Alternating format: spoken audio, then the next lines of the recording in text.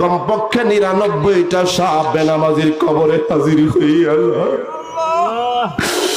একটা সাপ কামড় দিলে 70 গজ মাটির নিচে দাইবা যাবে গো। 99টা সাপ কামড়াইতে থাকবে। 99টা সাপ কামড়াইতে থাকবে। আমার নবী বলেন যদি কোনো একটা সাপ দুনিয়ার দিকে নিঃশ্বাস ছাড়তো, দুনিয়ার একটা গাছপালা থাকতে পারতো না, পুরো সরকার হয়ে যেত।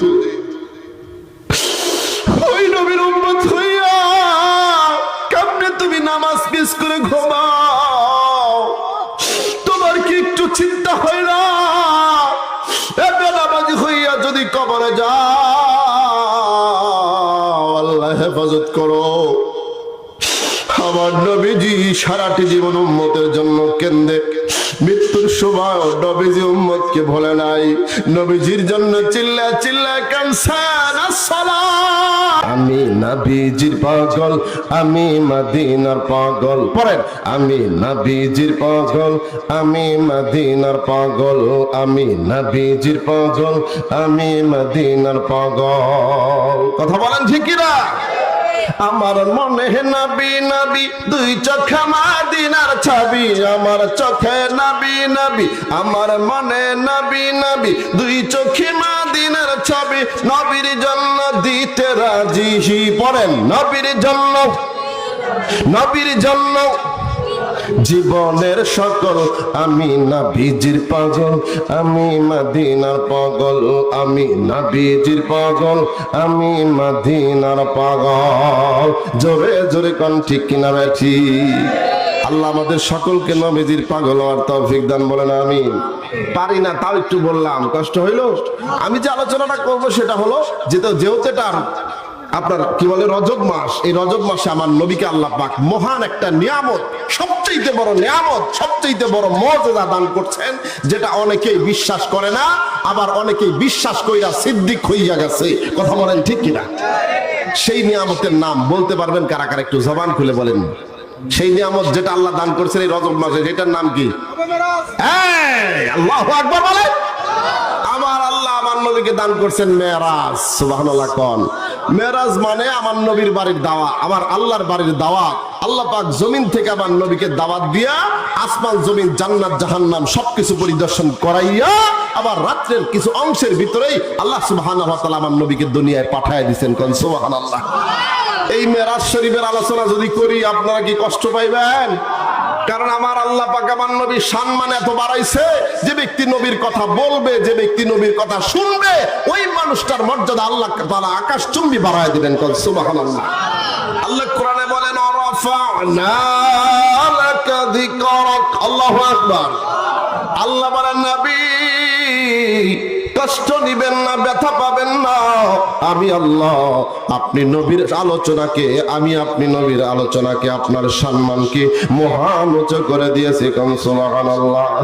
কোন মানুষ যদি আমার নবীর নাম মুখে উচ্চারণ করে গো, কোন মানুষ যদি আমার নবীর নাম উচ্চারণ করে, ইচ্ছায় হোক আর অনিচ্ছায় হোক, অটোমেটিক ওই ব্যক্তির আমল নামায় আবার আল্লাহ কমপক্ষে 50টা নেকি দিয়া দেয়। নবীজির আলোচনা যদি কেউ মোহাব্বত নিয়ে শোনে, আল্লাহ রাব্বুল আলামিন ওই ব্যক্তির মান মাকাম মর্যাদাকে বাড়ায় দেন। সুবহানাল্লাহ। এই মেরাজ, এটা আলোচনার বিষয়বস্তু, এটা দরকার আছে না নাই? বুঝলেন? এই মেরাজ কি কেউ অস্বীকার করে কাফের হয়ে গেছে? কেউ কেউ বলে না, যেটা মাথায় ধরে না সেটা মানার মতো না। কারণ একই রাত্রের ভিতরে, রাত্রের কিছু অংশের ভিতরে আল্লাহ তাআলা এই জমিন থেকে ডাইকা নিয়া আবার সবকিছু ভ্রমণ করায়, রাত্রে পূর্ণ রাত না, সামান্য কিছু সময়ের ভিতরে আল্লাহ পাক আবার ফিরায় দিয়ে গেছেন। এটা কি মানা সম্ভব? অনেকেই না মাইনা ওরা কাফের নাস্তিক হয়ে গেছে। কথা বলেন ঠিক না? ঠিক।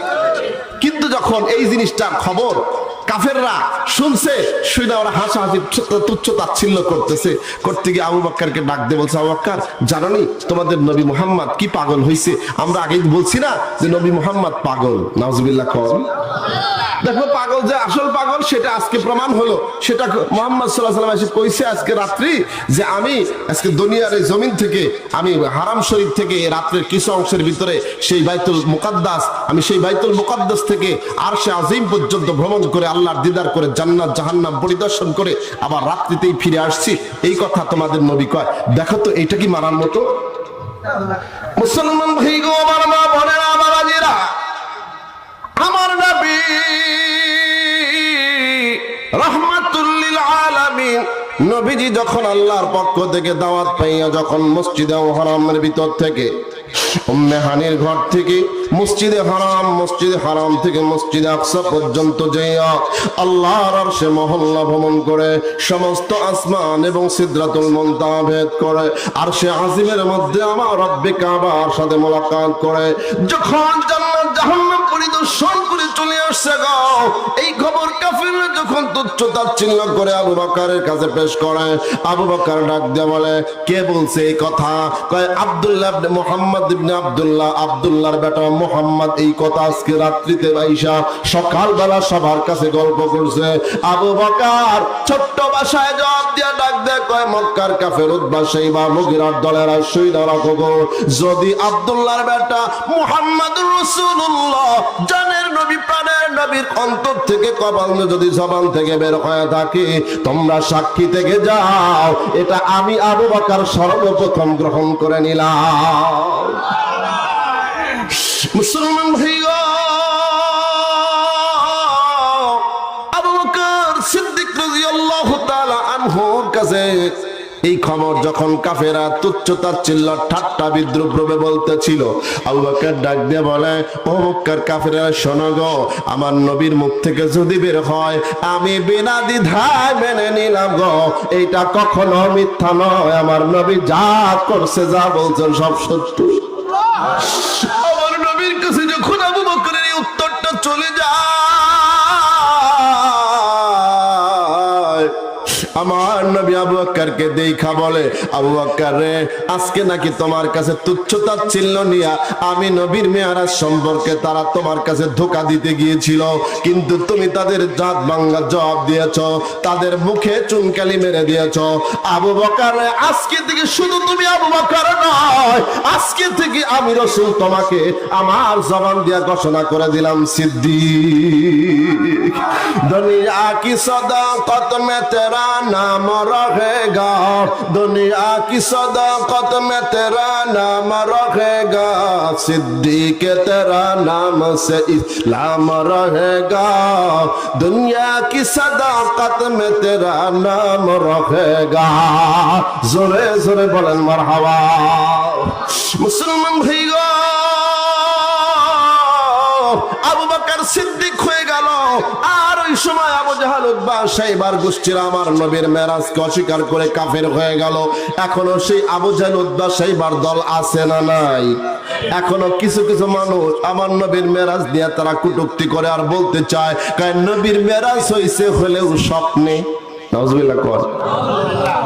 একদল কাফের আগেই হয়ে গেছে, নবীর মেরাজ অস্বীকার করে, আর একদল আল্লাহ রাসূলের মেরাজকে স্বীকার করে সিদ্দিক হয়ে গেছে। কোন সুবহানাল্লাহ।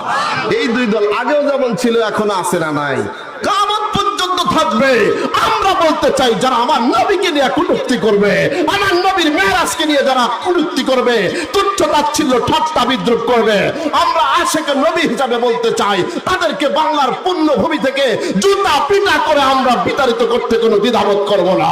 কথা বলা দেখে না, কারণ আমার নবীর দুশ্মন যে, সে আমার জানের দুশ্মন, যে আমার ইসলামের দুশ্মন সে জানের দুশ্মন, যে কোরআনের দুশ্মন সে আমার জানের দুশ্মন। কথা বলে ঠিক কিনা? আমাদের যুবকদের একটু আমলের দিক থেকে ঘাটতি থাকতে পারে, আমলের দিক থেকে ইমানের দিক থেকে ঘাটতি থাকতে পারে, কিন্তু আল্লাহর বেলায়, নবীর বেলায়, ইসলামের বেলায় কোনো আপোষ চলবে না। কথা বলো, নবীর বেলায় কোন আপোষ চলবে? যদি আমার নবীর বিপক্ষে কেউ কথা বলে, আমার কোরআনের বিপক্ষে কথা বলে, নবীকে নিয়ে কুটুচ্চ তাচ্ছিল্য করে, যুবক তোমার মতো যুবক যদি তুমি বেঁচে থাকো, তোমার এই যৌবনকালের মূল্য থাকবে না। কিন্তু এর বিপরীতে যদি ওলামায়ে কেরামের নেতৃত্বে, ওলামায়ে কেরাম দেখো না, যখনই কোনো নাস্তিক আর মুরতাদ আমার কোরআনকে নিয়ে, ইসলামকে নিয়ে, নবীকে নিয়ে যখন কটূক্তি করে, ওলামায়ে কেরাম ঘরে বসে থাকতে পারে না, জান মাল জীবন বাজি রেখে নিজের পরিবার পরিজন সবকিছুকে বিসর্জন নির্বাচন দিয়ে ঢাকার রাজপথ প্রকম্পিত করে ওই নাস্তিক মুরতাদদের ফাঁসি কার্যকরের দাবি করতে থাকি। কথা বলেন ঠিক কিনা? আর অনেক নাস্তিক আছে, ওরা হুজুররা খায় কাম পায় না, পরের বাড়ি খায় আর রাস্তা গরম করে, আছে না নাই? এই কথা যারা কয় ওরাও হলো ডাইরেক্ট আবু জেহেলের দল। কথা কন, হুজুরদের রাস্তায় দেখলে কয় হুজুরদের খায় কাম নাই। তোমরা যে পদের জন্য, তোমরা নেতার জন্য যে রাস্তা কেটে মারামারি করে মরো, ওটাতে দোষ নাই। আর আমার নবীর পক্ষে কথা বলতে গিয়ে, কোরআনের পক্ষে কথা বলতে গিয়ে যদি রাস্তা গরম করি, তাতে আমাদের দোষ হয়ে যায় না? আসলে তুমি যা বলতে চাও আমরা ভালো করে তোমার ভাষা বুঝি, তুমি আসলে নবীর উম্মত নাও, তুমি আল্লাহর বান্দারা, তুমি আবু জাহল আর উতবা সাইবার দল। কথা বলো ঠিক কিনা? আমরা স্পষ্ট ভাষায় বলতে চাই, এই বাংলার 92% মুসলমানের দেশ, খান জাহান আলীর দেশ, শাহজালালের দেশ, শাহপরানের দেশ, শাহ মাকদুমের দেশ, আল্লামা শাহ আহমদ শফির দেশ, আল্লামা সৈয়দ ফজলুল করিম রহমাতুল্লাহ আলাইহির দেশ। এই পবিত্র ভূমিতে কোন নাস্তিকার মোরতাদ আল্লাহদ্রোহী নবী বিদ্বেষী যদি আমার নবীকে নিয়ে কটূক্তি করে, ওদের জিহ্বা কেটে কুত্তা দিয়ে খাইতেও আমরা দ্বিধাবোধ করবো না। কথা বলে ঠিক না? নারায়ে তাকবীর, নারায়ে তাকবীর। রাজি আছেন? নবীর প্রেমে যদি জীবন দিতে পারেন, ওই বললাম না, দুই চোখে মদিনার ছবি, আমার মনে নবী নবী, দুই চোখে মদিনার ছবি, নবীর জন্য দিতে রাজি জীবনের সকল। কথা বলেন ঠিক কিনা? নবীর জন্য দিতে রাজি জীবনের সকল। কোন মারহাবা? কষ্ট হয় বাবা, কষ্ট হয়। আমার নবীর মেরাজ সত্য না মিথ্যা? স্বপ্নে না সরাসরি? জোরে বলেন, সরাসরি। আল্লাহ পাক জানেন এই মেরাজকে অস্বীকার করে মানুষ কাফের হয়ে যাবে। এই জন্য আল্লাহ পাক এমন ভাষায় তা কোরআনের ভিতরে চমৎকার রূপে একটা আয়াত আনছেন, যে আয়াতের প্রথম শব্দটাই বুঝিয়ে দিয়েছেন, না তোমরা মেরাজকে সন্দেহ করতে পারো, কিন্তু মেরাজ তোমরা সন্দেহ করলেও আমি আল্লাহ ঘোষণা করতেছি, আমার নবীর মেরাজ সরাসরি সশরীরে আল্লাহ পাক দাওয়াত দিয়ে নিয়ে গেছেন। এর ভিতরে কিঞ্চিত পরিমাণ কোনো সন্দেহের অবকাশ নাই। কোন সুবহানাল্লাহ। সেই শব্দটা হচ্ছে সুবহানাল্লাযী। আপনারা যারা কোরআন শরীফ পড়েন, সূরা বনী ইসরাঈলের প্রথম আয়াত, 15 পারার প্রথম আয়াত, এই আয়াতের ভিতরে আল্লাহ পাক এমন একটা শব্দ আনছেন, সুবহান। সুবহান মানেই হলো আল্লাহ তাআলা সমস্ত গুনাহ, আল্লাহ পাক সমস্ত মিথ্যা থেকে, সমস্ত অবৈধ জিনিস থেকে পবিত্র আল্লাহ পাক। সুবহানাল্লাহ কোন অন্য আয়াত ব্যবহার করার সময় আল্লাহ তাআলা কোথাও সুবহানাল্লাহ বলেন নাই, কিন্তু এখানে একমাত্র সুবহানাল্লাযী। কেন? যে জানেন যে এই কথা অনেকের বিশ্বাস করতে কষ্ট হবে, এই জন্য আল্লাহ পাক বলছে, তোমরা অস্বীকার করলে, সন্দেহ করলেও আমায় আল্লাহর কিছু আসে যায় না। আমি আল্লাহ তাআলা সমস্ত মিথ্যা, বানোয়াট, অবৈধ জিনিস বলা থেকে মুক্ত। কোন সুবহানাল্লাহ। মুসলমান ভাইগো, সেই রজব মাস আল্লাহ পাক সুবহানাহু ওয়া তাআলা 12টি মাস দান করেছেন। এই 12টি মাসের ভিতরে 4টা মাস হলো মহাসম্মানিত মাস। সুবহানাল্লাহ। তার মধ্যে জানেন না এই 4টা মাস কোন মাস সম্মানিত জানেন? কে বলতে পারবেন? যদি বলতে না পারেন আমার কাছ থেকে শোনেন। ভাঙা ভাঙা কথা বলি, কষ্ট হয়? আগে বুঝতে হবে, তারপরে সুর শুনবেন। যদি সুর দেই তা কি কর, আগে আগে কথা বুঝতে হবে। বাজান, 4টা মাস হলো আল্লাহর কাছে মহা সম্মানিত 12 মাসের ভিতরে। তার মধ্যে একটা হলো রজব। সুবহানাল্লাহ। এটাকে বলে আশহুরুল হুরুম। আল্লাহর কোরআনের ভাষায় মাসকে বলা হয় আশহুরুল হুরুম, সম্মানিত মাস। এই 4টা সম্মানিত মাসের ভিতরে একটা মাস হলো রজব মাস। এই মাসের সম্মান কাফেরদের কাছেও ছিল। এই কাফেররাও মারামারি, কাটাকাটি, অন্যায়, অবিচার, অত্যাচার এই 4টা মাসে করতো না। কেন? যে এই মাসের ভিতরে অন্যায় করলে, অন্য মাসে অন্যায় করলে যতটুকু অপরাধ, তার চাইতে এই মাসে অন্যায় করলে আরো বেশি অপরাধ। এই জন্য কাফেররা পর্যন্ত সম্মান দিত। আমাদের মুসলমানদের কাছে কোন সম্মান কি আছে এখন? কিসের রজব আর কিসের সম্মান, কিসের রমজান, কিসের মুহররম, কিসের হজের মাস? কোন মাসের আজকে আমাদের কাছে মর্যাদা নাই। আমাদের দিনও যেমন, রাতও তেমন, আমাদের রজবও যেমন, জানুয়ারি ফেব্রুয়ারি সব সমান হয়ে গেছে। কথা কোন ঠিক না? ঠিক। কিন্তু একটা কথা জানি না রাখবেন, এই 4টা মাসে যদি কেউ অন্যায় অপরাধ করে, তাহলে অন্য মাসের তুলনায় বেশি গুনাহ তার আমলনামায় লেখা হবে এখনো পর্যন্ত। এই মাসের সম্মান কেন হলো? এই 4টা মাস কোনটা আগে শোনেন। 1 নম্বর রজব, বলেন 1 নম্বরে, আরো জোরে। 2 নম্বরে কি বলে, 3 নম্বরে হচ্ছে না জিলকদ, 3 নম্বরে জিলকদ, 4 নম্বরে জিলহজ, 5 নম্বরে মুহররমুল হারাম। একটা মুহররম মাস আছে না? তাহলে 1 নম্বরে কি বললাম?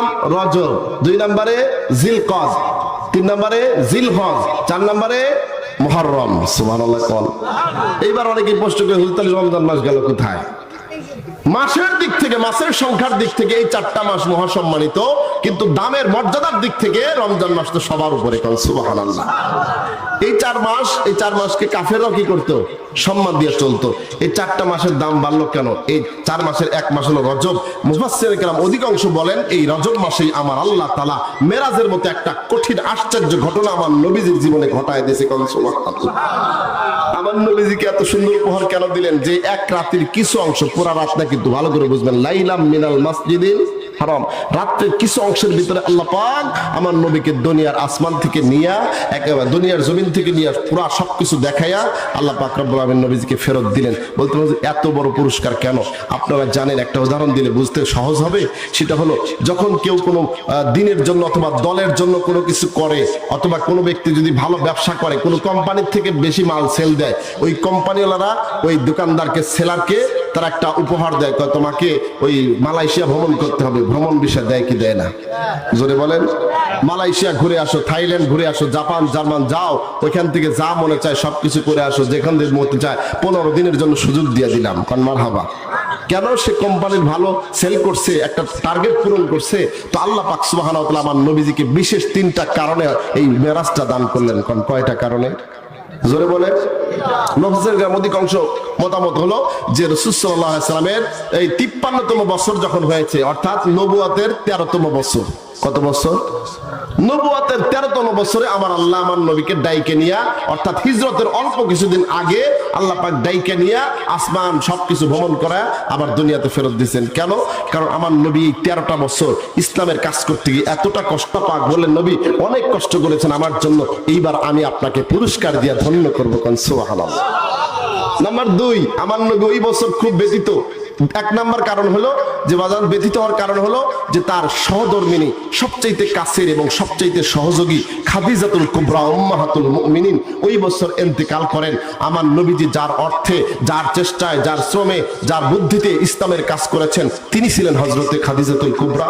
ওই মানুষটাও ওই বছর দুনিয়া থেকে চলে যান।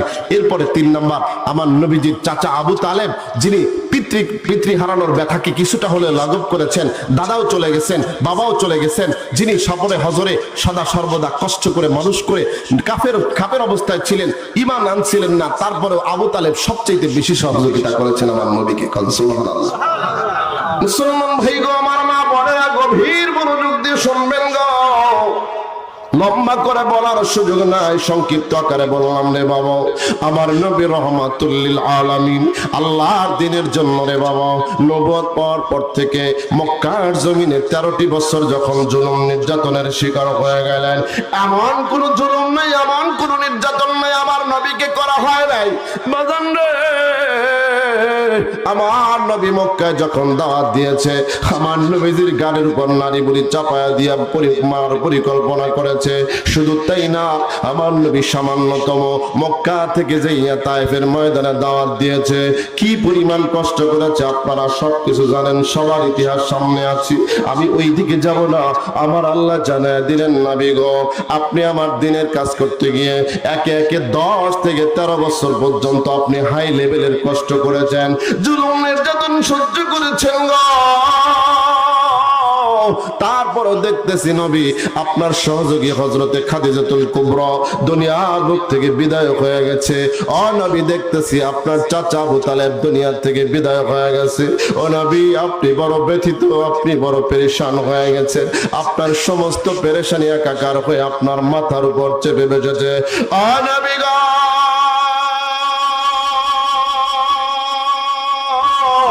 আপনি কষ্ট নেবেন না, ব্যথা পাবেন না। আপনার জীবনে আমি আল্লাহ পাক রব্বুল আমিন আপনার সঙ্গের সাথে হিসাবে আছি। যেই যে বলুক না কেন, মক্কার কাফেররা আপনাকে গালি দেয়, মক্কার কাফেররা আপনাকে নিয়ে ঠাট্টা বিদ্রুপ করে, কিন্তু আমি আল্লাহ জানায় দিচ্ছি গো, যত কষ্ট তারা দিবে আমি আল্লাহ আপনার মান মর্যাদা তত বাড়ায়া দিব। নবী,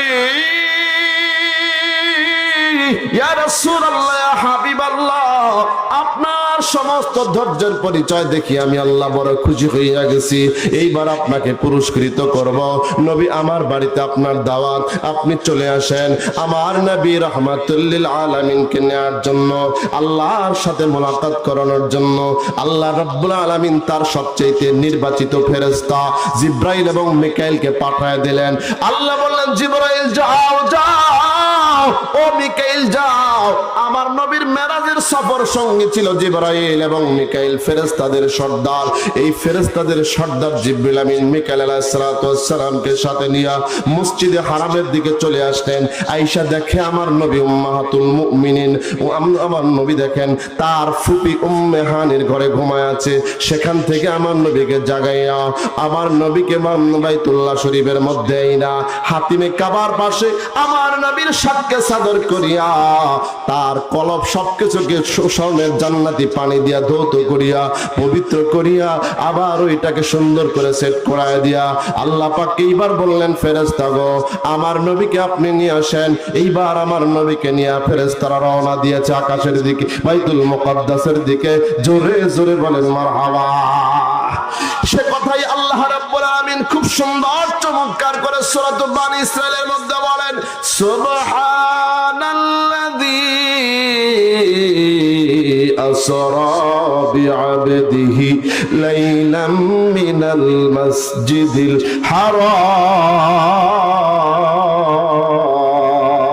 হারাম। আরো জোরে জোরে বলেন আল্লাহু আকবার। আল্লাহ বলেন, নবী ইয়া রাসূলুল্লাহ ইয়া হাবিবাল্লাহ, আপনি অনেক কিছু করেছেন, অনেক কষ্ট করেছেন, চলে আসেন। এইবার মসজিদ হারাম থেকে আপনি মসজিদ আকসা পর্যন্ত আসবেন। মসজিদ আকসা থেকে আমি আল্লাহ পাক আপনাকে আরশ মহল্লা ভ্রমণ করায়া ছাড়বো। জোরে জোরে বলেন মারহাবা। কষ্ট হচ্ছে যুবক? নবীকে নেওয়ার জন্য দুইজন ফেরেশতা আসছেন, একজন জিবরাইল আর একজন মিকাইল। বলেন মারহাবা। একটা সাথে ছিল একটা যানবাহন, তার নাম হলো বুরাক। তার নাম কি? আরো জোরে বলেন। এইবার আমার নবীকে নেওয়ার জন্য জিবরাইল মিকাইল আলাইহিস সালাম বুরাক নামক যানবাহন নিয়ে বাইতুল্লাহ শরীফের পাশে আইসা আমার নবীকে উঠাইয়া নিয়ে রওনা দিচ্ছেন। জিবরাইল আমিন এবং মিকাইল তার মতো তাদের চলার মতো চলতেছেন। আর বুরাককে আল্লাহ পাক রব্বুল আলামিন এমন বড় শক্তিশালী করে দিলেন, হাদিসের মধ্যে আসছে গো, বুরাকের আল্লাহ পাক চলার ক্ষমতা, চলার গতি এতটা বৃদ্ধি করে দিলেন, ওই বুরাকের চোখ যত দূর যায় তত দূর তার পা পড়ে যায়। কোন মারহাবা। এমন করে করে বুরাক সহ জিবরাইল মিকাইল মসজিদে হারাম থেকে মসজিদ আকসা পর্যন্ত পৌঁছায় গেলেন। আল্লাহু আকবার। এদিকে পৌঁছার পর দেখে গো সমস্ত নবীরা ওই বাইতুল মুকাদ্দাসের ভিতরে সারিবদ্ধভাবে দাঁড়ায় আছেন নামাজের অপেক্ষায়। কারণ আমার নবীর একটা নাম আছে, ইমামুল আম্বিয়া। কোন মারহাবা। আমার নবী শুধু নবী নয়, আমার নবী শুধু শেষ নবী নয়। আল্লাহ বলেন, গো নবী আপনি শুধু নবী নন, আপনি হচ্ছেন তামাম পৃথিবীর সমস্ত নবীদের নবী। জোরে বলেন মারহাবা। সমস্ত নবীদের ইমাম। আল্লাহ পাক বলেন, আপনাকে যেহেতু আমি সমস্ত নবীদের ইমাম বানালাম, এর তো একটা ডকুমেন্টস লাগবে। খালি মুখে মুখে যদি বলে আমি নেতা, আমি নেতা, কোনোদিন চেয়ারম্যান হলো না, কোনোদিন এমপি হলো না, নেতার কি কোনো দাম থাকবে? জোরে কর। এইবার আমার আল্লাহ আমার নবীর যে নাম হলো ইমামুল আম্বিয়া, সমস্ত নবীদের ইমাম, এইটা আর শুধু মুখে মুখে রাখবেন নয়, এটাকে বাস্তবায়ন করার জন্য আমার আল্লাহ মসজিদে হারাম থেকে বাইতুল মুকাদ্দাস নিয়ে গেলেন। ফিলিস্তিনে যেই জালেমরা কাফেররা ইহুদিরা সেই বাইতুল মুকাদ্দাসকে দখল করার জন্য পাইতারা করছে রে বাবা, ওই জায়গায় আমার নবী গিয়া তার বুরাক নামক যানবাহনটা বেঁধে ফেললেন। বেঁধিয়া দেখেন ঘরের ভিতরে মসজিদের ভিতরে সমস্ত নবীরা লাইন ধরে দাঁড়ায় আছেন। আমার নবীকে দেখা সমস্ত নবীরা আহলান সালাম মারহাবান, সকল নবী আমার নবীকে এরকম স্বাগতম জানাইয়া নবীকে ডাক দিয়ে বলতেছেন, আপনি তো আমাদের ইমাম, আপনার জন্য মুসাল্লা রেডি হয়ে আছে, আমরা সবাই নামাজের কাতারে দাঁড়ায় আছি, বাইতুল মুকাদ্দাসের মেহরাব খানা আপনার জন্য এখনো খালি রয়ে গেছে। আল্লাহর নবী আমার সমস্ত নবীদের সামনে চলে গেলেন, ইমামতির মুসাল্লায় যখন দাঁড়ালেন, আল্লাহ পাক প্রমাণ করে দিলেন, নবী আপনি সাধারণ নবী নয়, আপনি হচ্ছেন সমস্ত নবীদের ইমাম, সাইয়্যিদুল কাউনাইনি খাতামুল মুরসালিন, আখিরামুদ বুহুদে ফখরুল আউয়ালিন। জোরে বলেন মারহাবা। আমার নবীর দাম আছে না নাই? শুধু নবী নয়, আল্লাহ পাক জানাতে চায় আমার নবী সমস্ত নবীদের ইমাম। কোন মারহাবা। নবীর কথা মনোযোগ দিয়ে শোনা লাগবে। যুবক এদিক তাকাও, এদিক তাকাও, হাসি রহস্য বন্ধ করা লাগবে। নবীর কথা মহব্বতে আজমতে শুনতে হবে। আমার নবীর দাম কম না বেশি? ওই নবীর কথা শোনার জন্য মনটাকে নরম করতে হবে, পাখির মোমের মতো গলাইতে হবে। আল্লাহ পাক আপনার উপর রহমত নাজিল করবে। সুবহানাল্লাহ। মনটা নরম করে দেন, আমার দিকে তাকিয়ে তাকিয়ে শুনতে হবে। কথা বলে এইবার মুসলমান মা বোনেরা, আমার নবীকে কেমন করে সম্মান বাড়ায় দিল, আর আমরা কেমন নবীর উম্মত হইলাম যে নবীর মর্যাদা আজকে আমার আপনার কাছে নাই। আল্লাহ প্রমাণ করতে চায়, দেখো আমার নবী শুধু কথায় ইমাম নয়, শুধু কথায় ইমামুল আম্বিয়া নয়, আমি আল্লাহ প্রমাণ করে দেখা দিলাম আমার নবী হবেন শেষ নবী এবং সমস্ত নবীদের ইমাম। এইবার বাইতুল মুকাদ্দাসের ভিতরে সমস্ত নবীদেরকে নিয়ে 2 রাকাত নামাজ আদায় করলেন। 2 রাকাত নামাজ আদায় করে আমার নবী যখন ডান দিকে সালাম ফিরায় দিলেন, বাম দিকে যখন সালাম ফিরায় দিলেন, হাদিসের মধ্যে পাওয়া যায় ডান দিকে সালাম ফিরায় বাম দিকে যখন সালাম ফিরানোর জন্য মুখটা ঘুরাইছেন, আমার নবী মুস্কি মুস্কি হাসে। এদিকে আল্লাহ পাক আমার নবীর জন্য জান্নাত থেকে রফরফ পাঠায়া দেয়। অন্য বর্ণনার মধ্যে পাওয়া যায় শুধু রফরফ নয়, আমার আল্লাহ আমার নবীর জন্য জান্নাত থেকে একটা জান্নাতি সিঁড়ি পাঠায়া দেয়। আজকে আমাদের দেশে যেমন বিল্ডিং এ চড়ার জন্য লিফট আছে না নাই? আরো জোরে কোন। 2 রকম লিফট, একটা হলো সিঁড়ির মতো এরকম চলাচল করে, আর একটা সরাসরি উঠায় নিয়ে যায়। হাদিসের মধ্যে পাওয়া যায় আমার আল্লাহ জান্নাত থেকে স্বর্ণ খচিত একটা সুন্দর সিঁড়ি পাঠায় দিলেন। আমার নবী সালাম ফেরাতে দেরি, জিবরিল আমিন বললেন, ইয়া রাসূলুল্লাহ, ইয়া হাবিবাল্লাহ, আর দেরি করা চলবে না, আমার আল্লাহ আপনার জন্য অপেক্ষায় আছে, চলুন চলুন চলুন। এবার আমার নবী জান্নাতি সিঁড়ির মধ্যে উঠিয়া আসমানের দিকে রওনা হয়ে গেলেন। কোন সুবহানাল্লাহ। মুসলমান ভাই গো, কোন নবীর উম্মত তুমি হইলা? তুমি কেন ভুলে গেলা নবীর মর্যাদা? তুমি কেমনে নাফরমানি করো?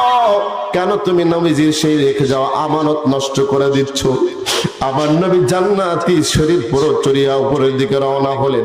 সমস্ত আসমানগুলো ভেদ করতেছেন, সমস্ত নবীরা আসমানে আসমানে আমার নবীর জন্য অপেক্ষমান। হযরতে ইব্রাহিম পয়গম্বরের সঙ্গে দেখা, হযরতে ইসমাইল পয়গম্বরের সঙ্গে দেখা, ঈসা পয়গম্বর থেকে শুরু করে হযরতে আদম পয়গম্বর পর্যন্ত অনেক নবীগণের সঙ্গে আসমানের ভিতরে আমার নবীর সঙ্গে দেখা হইয়া যায়। মুসলমান ভাই গো, আমার নবীকে দেখা দেখা আদম আলাইহিস সালাতু ওয়াস সালাম থেকে শুরু করে সমস্ত পয়গম্বর স্বাগতম জানায়া যায়, কিন্তু আদম পয়গম্বরের সঙ্গে যখন আমার নবীর দেখা হইয়া যায়, আদম পয়গম্বরের সঙ্গে দেখা হওয়ার পর, পরিচয় কুশল বিনিময় হওয়ার পর আদম পয়গম্বরের দিকে আমার নবী তাকায় আছেন। খুব ভালো করে বুঝবেন আমার নবীকে আল্লাহ পাক কেন নিলেন। কোরআনের ভিতরে বলছেন, লিনুরিয়াহু মিন আয়াতিনা ইন্নাহু হুয়াস সামিউল বাসীর। আল্লাহ বলেন আমার নবীকে দুনিয়া থেকে আমি দাওয়াত দিয়া আসমানে নিয়ে যাইতেছি, আর কোনো উদ্দেশ্য নয়, আমার সৃষ্টিগুলো থেকে দেখানোর জন্য, আমার সমস্ত নাজ নিয়ামত গুলোকে দেখানোর জন্যই আমি আল্লাহ আমার নবীকে দাওয়াত করেছি। জোরে জোরে বলেন মারহাবা। আদম আলাইহিস সালামের সাথে দেখা হয়েছে, একটা কথা এখানে বলে যাই, মনে রাখবেন, পরে ব্যাখ্যা করবো ইনশাআল্লাহ। যুবক খারাপ লাগে? এই দিক তাকাও, খারাপ লাগে? লিল্লাহি তাকবীর, নারে তাকবীর। আমার নবী তোমার নবী। বিশ্ব নবী, বলবেন বিশ্ব নবী মুস্তাফা, আমার নবী তোমার নবী, আমার নবী তোমার নবী, বিশ্ব নবী মুস্তাফা। মিছিল তো ভুলে গেছেন দেখতেছি, নির্বাচন আসতেছে, মিছিল ভুলে গেলে চলবে? হ্যাঁ, নেতায় যদি 5 প্যাকেট বিড়ি আর 7 প্যাকেট সিগারেট দেয়, নেতার পিছনে দৌড় মারে আর আমার ভাই তোমার আছে না নাই? চাচাও ভাই কয়, ভাইও ভাই কয়, আছে না নাই? এই মিছিল করে সারা জিন্দগি পর গলা ফাটাইলে লাভ আছে? আমার নবীর পক্ষে মিছিল করলে দাম আছে না নাই? বলেন সবাই, আমার নবী তোমার নবী, আমার নবী তোমার নবী, লিল্লাহি তাকবীর। ওই যে আদম আলাইহিস সালামের সাথে দেখা আসমানে, মনে আছে? মুসলমান ভাই গো, আমার মা বোনেরা, আল্লাহর নবী আদম পয়গম্বরের সাথে যখন দেখা, কুশল বিনিময় হওয়ার পর আমার নবী তাকায় দেখতেছেন আদম পয়গম্বর মাঝে মাঝে মুস্কি মুস্কি হাসেন, মনটা খুব আনন্দিত উৎফুল্লিত। কিন্তু এরপরে দেখলেন আবার মাঝে মাঝে কান্না করেন, চোখ থেকে ঝরনে পানি ঝরায় দেন। আল্লাহু আকবার বলেন। আমার নবী জিজ্ঞেস করতে পারলেন না, পরবর্তীতে জিজ্ঞেস করলেন, সেই কথা বলবো, মনে রাখবেন। এরপরে আমার নবী জিবরিল আমিনকে সাথে নিয়ে যখন সামনের দিকে রওনা হচ্ছেন, যাইতে যাইতে দেখতেছেন ওরে বাজার, একজন বৃদ্ধা মহিলা আমার নবীকে ডাকতেছে, কয় হুজুর আসেন আসেন, আপনার সাথে কথা আছে। আমার নবীকে জিবরিল আমিন বললেন, নবী দাঁড়ানো যাবে না, চলেন চলেন চলেন। আমার নবী আবার সামনের দিকে অগ্রসর হইতে লাগলেন। এরপরে দ্বিতীয় জন আর একজন বৃদ্ধ পুরুষ ডাক দিয়ে বলতেছেন, নবী আসেন, আপনার সাথে কথা আছে। জিবরিল বললেন, না ইয়া রাসূলুল্লাহ, এই যে দুইজন মানুষ ডাক দিলে এখানে থামা যাবে না, থামা যাবে না। এরপরে বাজান আমার নবীকে সামনে নিয়ে যখন রওনা দিলেন, কিছুক্ষণ যেতে না যেতে কয়েকজন মানুষ এসে আমার নবীকে স্বাগতম জানায় দিল এবং সালাম পেশ করলো। আসসালামু আলাইকুম ইয়া আউয়াল, আসসালামু আলাইকা ইয়া আখির, আসসালামু আলাইকা ইয়া হাশির। আল্লাহু আকবার বলেন। আল্লামা ইদ্রিস কান্দাহানবী রাহমাতুল্লাহি আলাইহি তার তাফসিরাতে মুস্তাফার মধ্যে সুন্দর করে বলে দেয়, রে বাবা, আমার নবীকে দেখা সালাম পেশ করলেন। এইবার নবীজি রাহমাতুল লিল আলামিন জিবরিল আমিনকে ডাক দিয়ে বললেন, না জিবরাইল ভাই, আপনি প্রথম ব্যক্তিকে দাঁড়ানোর জন্য নিষেধ করলেন, দ্বিতীয় ব্যক্তি ডাক দিলে নিষেধ করলেন, কিন্তু এই মানুষগুলো আমাকে সালাম দিল, আপনি সালামের কথা উত্তর দিতে আপনি আমাকে আদেশ করলেন। বুঝতে পারলাম না, কারণ কি জানতে চাই। এই যে 4টা কথা বললাম, 1 নাম্বার কথা হলো আদম পয়গম্বরকে আমার নবী দেখতে পাইলেন, মাঝে মাঝে মুস্কি মুস্কি হাসে, আবার মাঝে মাঝে বাদান কান্দে। কি কারণ? উত্তর আমার নবীজি এবার জিবরিল আমিনকে ডাক দিয়ে বলেন, উত্তর দেওয়া লাগবে। জিবরিল আমিন ডাক দিয়ে বলে, ও নবী, এই যে 4টা ঘটনা আল্লাহ পাক আপনার সামনে ঘটায় দিল। আদম আলাইহিস সালামকে এক অবস্থায় দেখলেন, দ্বিতীয় নম্বরে একজন মানুষ আপনাকে ডাকলো বৃদ্ধা মহিলার সুরতে, আর 3 নম্বরে একজন বৃদ্ধ পুরুষ ডাকলো আপনাকে, একজন বৃদ্ধ পুরুষের সুরতে আপনাকে ডাকলো। এরপরে কয়েকজন মানুষ সালাম দিল, আপনি জানতে চাইলেন। এই 4টা ব্যাখ্যা জানার দরকার আছে না? বাজান রে, আমার নবী একটা একটা কইরা বলতেছেন, ও নবী শুনে না। প্রথম যে দেখলেন আদম আলাইহিস সালাম মাঝে মাঝে কাঁদতেছেন আর মাঝে মাঝে হাসতেছেন, তার মূল কারণটা হলো আপনার উম্মতের ভিতরে যেই মানুষগুলো দুনিয়ার থেকে মৃত্যুবরণ করে চলে যায়, এই মানুষগুলোর রূহটা 2 রকম হয়, হয়তো ইল্লিনে যায় অথবা সিজ্জিনে যায়, ভালো অথবা মন্দ হয়। বা জানলে যদি কোনো ভালো মানুষের রূহটাকে, আত্মাটাকে আদম পয়গম্বরের কাছে পেশ করা হয়, তার মানে সমস্ত রূহগুলোকে আদম পয়গম্বরের কাছে পেশ করা হয়। কোন মারহাবা, আরো জোরে কোন মারহাবা। মুসলমান ভাইগো, জিবরাইল ডাক দিয়ে বললেন, ও নবী, ইয়া রাসূলুল্লাহ, ইয়া হাবিবাল্লাহ, ওই যে আদম আলাইহিস সালামের কাছে রূহগুলো পেশ করা হয়, যখন কোনো ভালো মানুষের রূহটা পেয়ে যায়, আদম পয়গম্বর বড় খুশি হইয়া যায়, কারণ সমস্ত মানুষ তো আদমের সন্তান। কথা বলেন। বাবা যখন সন্তানের ভালো অবস্থা দেখে, বাবা কিন্তু মুস্কি মুস্কি হাসে। কোনো বাবার সন্তান যদি ভালো খেলোয়াড় হয়, বাবা নিজে খেলাগুলো দেখে আর মুস্কি মুস্কি হাসে। কথা বল না কেন? ঠিক আদম আলাইহিস সালাম ভালো আত্মাটা দিকে হাসে। জিবরিল আমিন বললেন, আবার যখন কোন নাফরমানের আত্মাটা রূহটাকে যখন নিয়ে যাওয়া হয়, আদম পয়গম্বর কান্দেন আর বলে, হায় রে হায়, আমার কলিজার টুকরা সন্তানের অবস্থা এমন, জাহান্নামের মধ্যে চলে যাবে। ইন্নাল আবরারা লাফি নাঈমিন ওয়া ইন্নাল ফুজ্জারা লাফি জাহিম।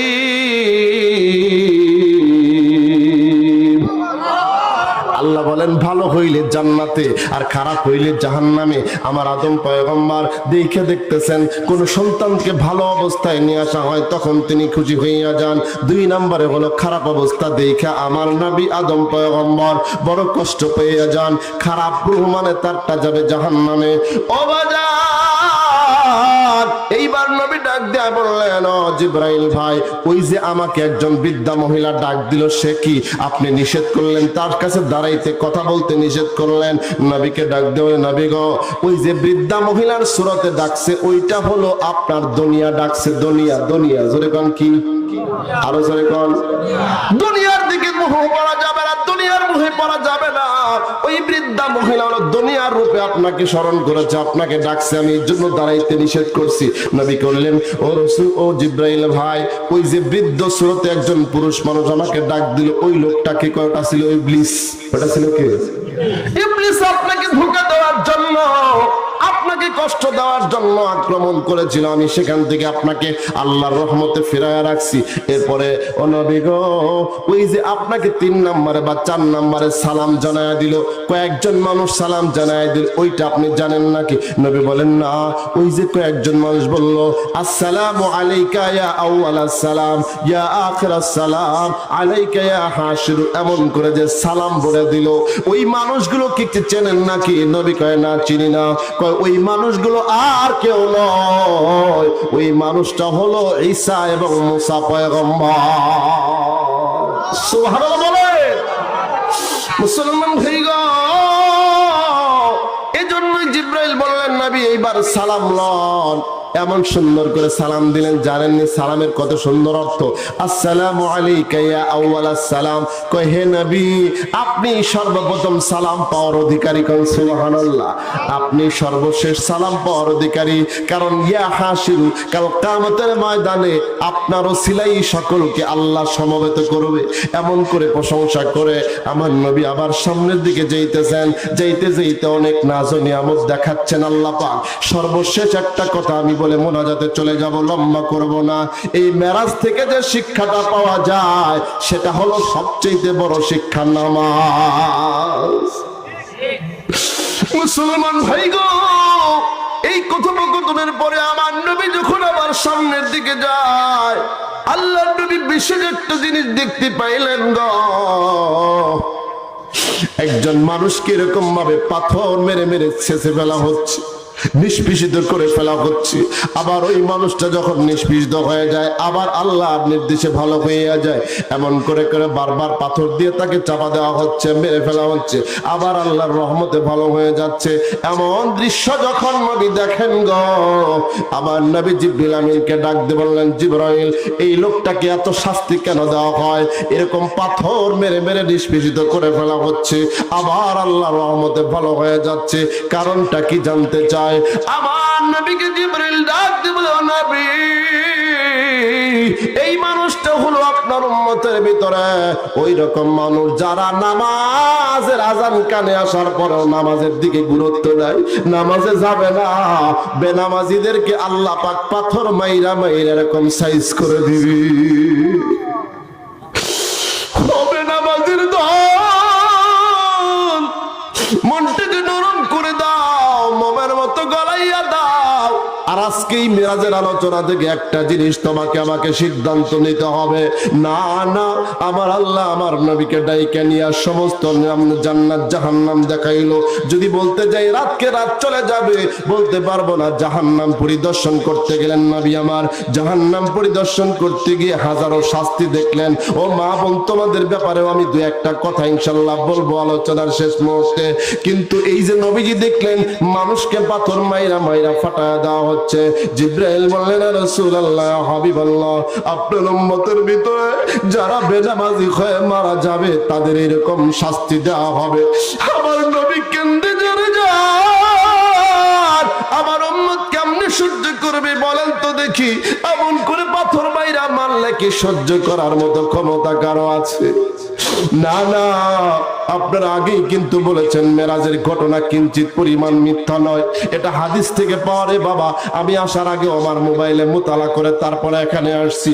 আমার নবী বলেন পাথর মেরে মেরে তাদেরকে নিষ্পেষিত করা হচ্ছে, এই যে নামাজ না পড়ার কারণে শাস্তিটা দেওয়া হচ্ছে। আজকে তোমার আমার সমাজের চিত্র, ফজরে আজান হয়, হাইয়া আলাস সালাহ, মসজিদের নামাজের মুসল্লি পাওয়া যায় না। আসসালাতু খায়রুম মিনান নাওম বলে মুয়াজ্জিন চিল্লা চিল্লা আজান দেয়, ফজরের মধ্যে তোমাকে পাওয়া গেল না। জোহরের মধ্যে হাইয়া আলাস সালাহ বলে আজান দেয়, আসরে মাগরিবে ইশাতে তোমাকে ডাক দেওয়া হয়, হাইয়া আলাস সালাহ, বান্দা আসো নামাজের দিকে আসো, নামাজের দিকে আসো রে বান্দা। এমন করে করে তোমাকে আমাকে ডাকা হয়। নাই ফজরে নাই জোহরে নাই আছরে মাগরিব আর ইশায় পাওয়া গেল না, তুমি ঘুমায় পড়লা। কেমন কোহরে ঘুমাও তুমি, ফজর কোহরে কাজা, এমন তো হতে পারে জোহরে জানাজা তোমার, এমন তো হতে পারে জোহরে জানাজা। এ বান্দা কেমন করে ঘুমাইলি? আল্লাহ পাক তোমারে ডাক দিয়ে বলতেছেন, বান্দা আয় আয়, সারাদিন তোরে পাইলাম না, এইবার দেখি আয়, তুই শেষ রাতের মধ্যে আমার কাছে তওবার জন্য চলে আয়। বান্দা আলামি মুস্তাগফিরিন ফাগফির আল্লাহ, বান্দা কে আছো আমার কাছে মাপ চাওয়ার জন্য আসাও, তোমাকে তাও পাওয়া গেল না। আল্লাহ ডাক দিল ভালোবাসা, তুমি নাই। আল্লাহ পাক দেখলো বান্দাকে 30 বছর সুযোগ দিলাম, আমার বান্দা আমার কথা শুনলো না।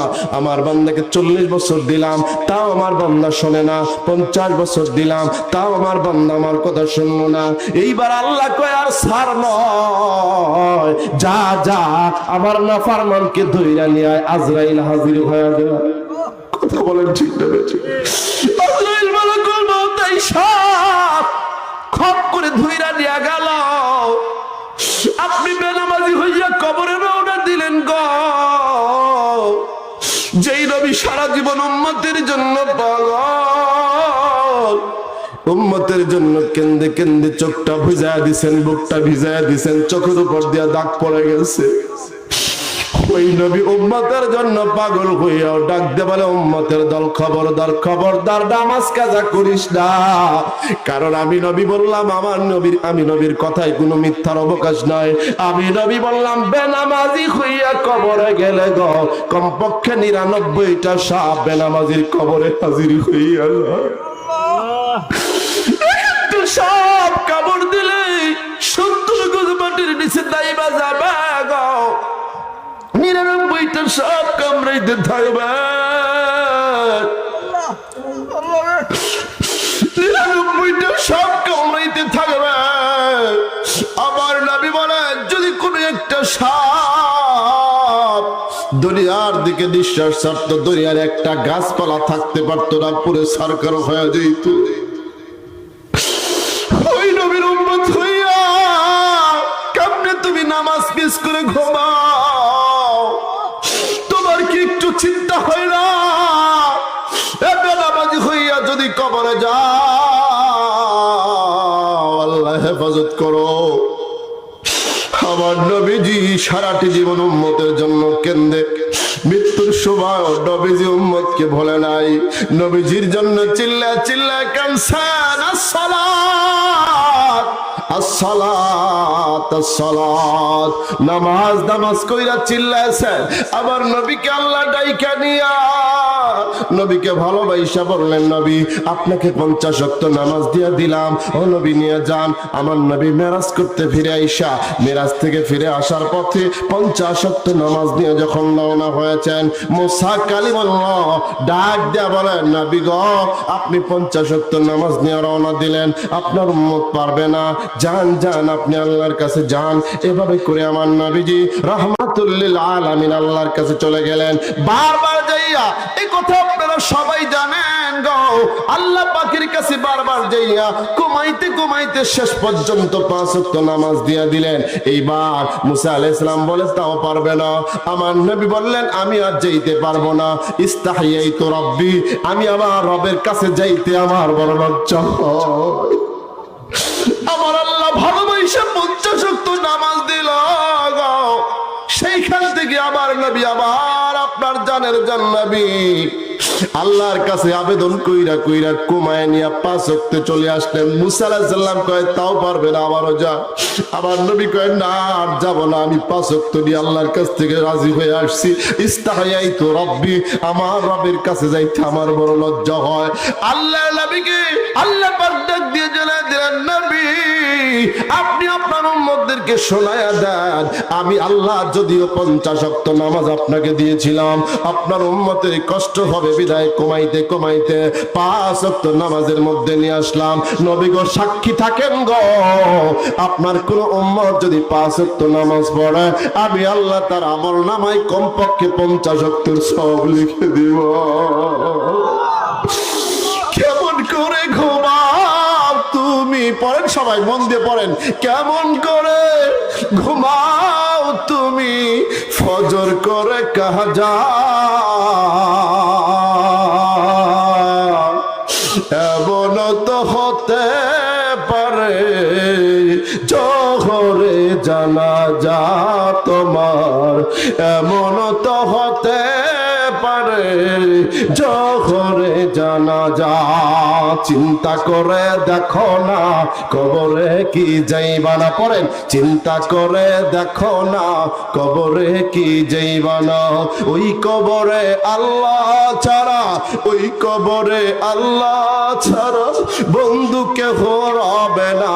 চিন্তা করে দেখো না কবরে কি, জোরে বলেন চিন্তা করে দেখো না কবরে কি, ওই কবরে আল্লাহ ছাড়া, ওই কবরে নবী ছাড়া বন্ধু কেহ রবে না। চিন্তা করে দেখো না কবরে কি যাইবা না। দিলে ভরা অহংকার চিহ্ন কিরা, দিলে ভরা অহংকার চিহ্ন না ওই খোদার ঘর। ও যুবক কিসের অহংকার তোমার, ও বাবা তোমার কিসের অহংকার, একদিন তোমার অহংকার শেষ হয়েই যাবে। এই জন্যই তো কবি বলছেন, দিলে ভরা অহংকার চিহ্ন না ওই খোদার ঘর। ওই কবরে কেমনে শুইবি শুধুই মাটির বিছানা, ওই কবরে কেমনে শুইবি শুধুই বাঁশের ছাওনা। চিন্তা করে দেখো না কবরে কি, বলেন চিন্তা করে দেখো না, ওই কবরে আল্লাহ ছাড়া বন্ধু কেহ রবে না। চিন্তা করে দেখো না কবরে কি যাইবা না। জোরে জোরে বলেন কথা ঠিক কিনা বাজান রে আমার ভাইয়েরা, কেন আল্লাহ তাআলার এই অফারটা তোমরা নষ্ট করে দিচ্ছ? আমার নবীকে আল্লাহ ডাক দিয়ে জানায় দিলেন, নবী গো আপনি আপনার উম্মতদেরকে শোনায়া দিয়েন, আপনার উম্মত যদি 50-এর জায়গায় 5 ওয়াক্ত নামাজটা আদায় করে নেয়, আমি আল্লাহ আপনার উম্মতের আমল নামায় 50 ওয়াক্তের সওয়াব দিয়ে ধন্য করে দিব। শুধু তাই না নবী গো, আপনার উম্মত যদি 5 ওয়াক্ত নামাজের ভিতরে আমার দরবারে কপালটা ঢাকায় যদি সুবহান রাব্বিয়াল আযীম বলে, সুবহান রাব্বিয়াল আলা বলতে যদি লাইগা যায়, আপনি আপনার উম্মতদেরকে শোনায়া দিবেন গো, আমি আল্লাহ নামাজের ভিতরে আপনার উম্মতের সঙ্গে মেরাজ দিয়া ধন্য করে দিব। আপনার জন্য আমি সশরীরে মেরাজ দান করেছি, আর আপনার উম্মতের জন্য আমি নামাজকে মেরাজ বানায়া দিচ্ছি। আমার নবী বলেন আসসালাতু মিরাজুল মুমিনিন, নামাজ হচ্ছে মুমিনদের মেরাজ। মুমিন বান্দা যখন নামাজে দাঁড়ায় যায়, আল্লাহর মাঝে আর মুমিন বান্দার মাঝে কোনো পর্দা থাকে না। আজকে মেরাজের আলোচনা করার মূল উদ্দেশ্য হলো বাবা, আমার আল্লাহ আমার নবীকে ডাইকা নিয়ে সমস্ত নিদর্শনাবলী, জান্নাত জাহান্নাম, শাস্তি এবং শান্তি সবকিছু দেখাইয়া বললেন নবী আপনাকে আমি 5 ওয়াক্ত নামাজ দিয়া দিলাম। আজকে মেরাজের আলোচনা করার পর আমি আপনাদের কাছ থেকে জানতে চাই এই গুরুত্বপূর্ণ 5 ওয়াক্ত নামাজ কারা কারা মিস করবেন না, হাতটা তুলে আমার মাওলারে দেখায় দেন। আর আল্লাহকে ডাক দেয়া বলেন আল্লাহ, হাতটা উঠা উঁচায়া ডাক দেয়া বলো আল্লাহ, আর জীবনে কোনদিন 5 ওয়াক্ত নামাজ মিস করব না। নামাজের কবরে জাহান্নামের শাস্তি, পাথর মাইরা মাইরা শাস্তি, সাপে কাইটা শাস্তি, যুবক হাতে ধরে পায়ে ধরে বলে যায় নামাজ মিস করিও না। তুমি ছাত্র নামাজ পড়ো, ব্যবসা করো নামাজ পড়ো, কৃষি কাজ করো নামাজ পড়ো, নামাজ তোমার জান্নাতের চাবি, নামাজ তোমার জান্নাতের বাড়ি। ও বাজার আল্লাহর কাছে ডাক দিয়ে আবার বলো আল্লাহ, আর আমরা নাফরমানি করব না, আর নামাজ ছাড়ব না। আজকে যদি ওয়াদাটা কইরা নামাজ ফজর থেকে শুরু করতে পারো, আজকের আলোচনা সার্থক সফল হবে, নাজাতের জরিয়া হবে। এবার আলোচনা লম্বা নয়, আরো একদিন যদি সময় পাই করব। আল্লাহ যদি আপনাদের সামনে কখনো হাজির করে দেয়, মেরাজের বাকি কথাগুলো বলবো। এর আগে মোনাজাতের আগে অনেকেই আশা করে বসে আছে, হুজুর আমার আব্বা তো কবরে গেছে, নামাজ পড়তে পারে নাই, আমার দাদা দাদি কবরে নামাজ পড়তে পারে নাই, অনেকেরই সন্তান কবরে, অনেকেরই দাদা দাদি কবরে আছে। ওই দাদা দাদির তো আমল তেমন ভালো ছিল না, কবরের কি অবস্থা তুমি জানো না, আমিও জানি না, তোমার বাবা মা যারা চলে গেছে তারা জানে। ওই বাবা মা কেন্দে কেন্দে বলে কেমন করে ঘুমাও বেটা, কেমন করে ঘুমাও বেটা, মনের মতো করে আমি বেটা কষ্ট পাই অন্ধকার কবরে, আমি বেটি কষ্ট পাই অন্ধকার ঘরে, কেমন করে ঘুমাও বেটা, কেমন করে ঘুমাও বিটি, মনের মতো করে আমি বাবা কষ্ট পাই অন্ধকার কবরে, আমি মা কষ্ট পাই অন্ধকার কবরে। এমন করে করে অনেকেরই মা কাঁদতেছে, অনেকেরই বাবা কাঁদতেছে, সন্তান কাঁদতেছে। তুমি কেমন করে ঘুমায় থাকরি, কেমন করে বসে থাকো?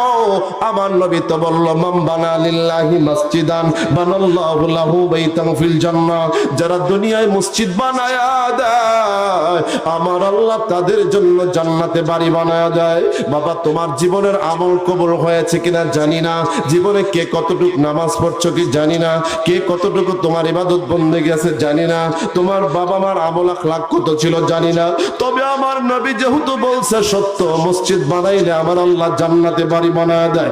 আজকে দেখবো নবীর কথাকে বিশ্বাস কইরা বাবা মার কবর যেন জান্নাতের বাগান হইয়া যায়, দাদা দাদি নানা নানির কবর যেন জান্নাতের বাগান হইয়া যায়, সন্তান সন্ততির কবর যেন জান্নাতের বাগান হয়।